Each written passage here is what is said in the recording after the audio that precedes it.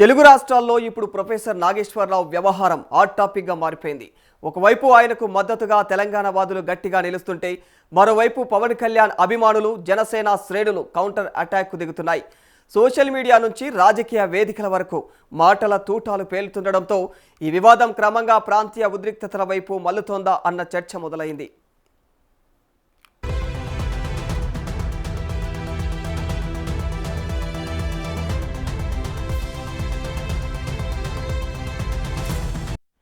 ఇప్పటికే ఈ వ్యవహారంలో ఇటు తెలంగాణ నాయకులు సవాళ్లు, అటు ఏపీ నాయకులు ప్రతి సవాళ్లు విసురుకుంటూ ఉన్నారు.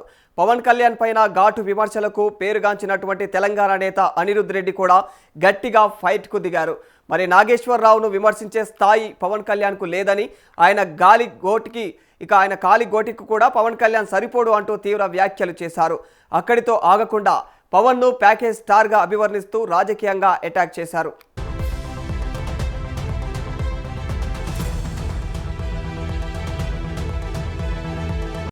చంద్రబాబు ప్యాకేజీ ఇస్తే ఆయనతో ఉంటాడు, ఇప్పుడు అమిత్ షా దగ్గరకు వెళ్ళి ఇంకో ప్యాకేజీ మాట్లాడుకున్నాడేమో అంటూ సెటైర్లు పెంచారు. మరి నాగేశ్వరరావును అరెస్టు చేయాలంటే ముందు తనను అరెస్టు చేయాలని సవాల్ విసిరారు. అయితే ఈ వ్యవహారంలో అత్యంత హీట్ పెంచినటువంటి అంశం ప్రాంతీయ వ్యాఖ్యలే. తెలంగాణ బిడ్డలను ముట్టుకోవడానికి ఆంధ్ర నుంచి ఎవరైనా వస్తే మళ్ళీ గో బ్యాక్ ఆంధ్ర ఉద్యమం మొదలవుతుంది అంటూ అనిరుద్ రెడ్డి హెచ్చరించడం రాజకీయ వర్గాల్లో చర్చనీయాంశమైంది. అప్పుడు తెలంగాణలో ఒక్కరు కూడా ఉండలేరు అన్న ఆయన వ్యాఖ్యలు సోషల్ మీడియాలో వైరల్ అవుతున్నాయి. మాట్లాడే అర్హత పవన్ కళ్యాణ్కి లేదు, నిజంగా ఆయనకు లేదు. ప్రొఫెసర్ నాగేశ్వరరావు గారు ఆయన ఒక ప్రొఫెసర్ చదువుకొని వచ్చినాయి, ఆయన ఒక పొలిటికల్ అనలిస్ట్, ఒక ఎక్స్ ఎమ్మెల్సీ. ఆయన గురించి మాట్లాడడం ఆయన గోటికి కూడా ఈయన సరిపోదు. పవన్ కళ్యాణ్ ఈయన ఒక ప్యాకేజ్ స్టార్ అంటే చంద్రబాబు నాయుడు ప్యాకేజ్ ఇచ్చింది కాబట్టి ఆయనతో ఉన్నాడు. మళ్ళీ అమిత్ షా దగ్గర పోయి మాట్లాడుకున్నామో ప్యాకేజ్ కోసం.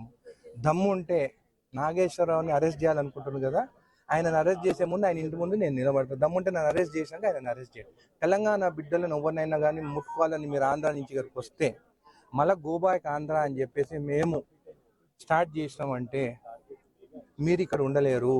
అయినా కానీ అమరావతి అన్ని పైసలతో ఎందుకు కట్టుకుంటున్నారు? అందరు తెలంగాణలో ఉంటున్నారు కదా, ఆ పైసలు ఏదో మాకు తెలంగాణ జడ్చలలో ఒక 5,000 ఎకరాలు ఇస్తా, ఆ రాజధాని ఏదో రెంట్కి 99 ఏళ్ళ లీజ్ ఇస్తా, మీకు ఇక్కడనే ఉండరు, హైదరాబాద్ ఉన్నట్టుంటుంది, ఇక్కడ నుంచి ఆంధ్ర పాలన ఇచ్చినట్టు ఉంటుంది మీకు. అంది కాబట్టి ఇష్టం వచ్చినట్టు మాట్లాడితే మాత్రం ఊరుకునేదే లేదు మా తెలంగాణ వాళ్ళ పైన. మళ్ళీ రేపు నాకు డౌట్ కూడా వస్తుంది, రేపు వైఎస్ జగన్ ఏమైనా ఎక్కువ ప్యాకేజ్ ఇస్తే జగన్తో ఉంటాడేమో అని కూడా నాకు డౌట్ ఉంది. ఇక పవన్ అభిమానులు కూడా అదే స్థాయిలో రియాక్ట్ అవుతున్నారు.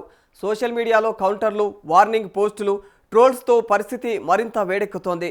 రాజకీయ విశ్లేషకులు మాత్రం ఈ వివాదం వ్యక్తుల మధ్య విమర్శలు దాటి ప్రాంతీయ భావోద్వేగాలను రెచ్చగొట్టే దిశగా వెళ్తోందని ఆందోళన వ్యక్తం చేశారు.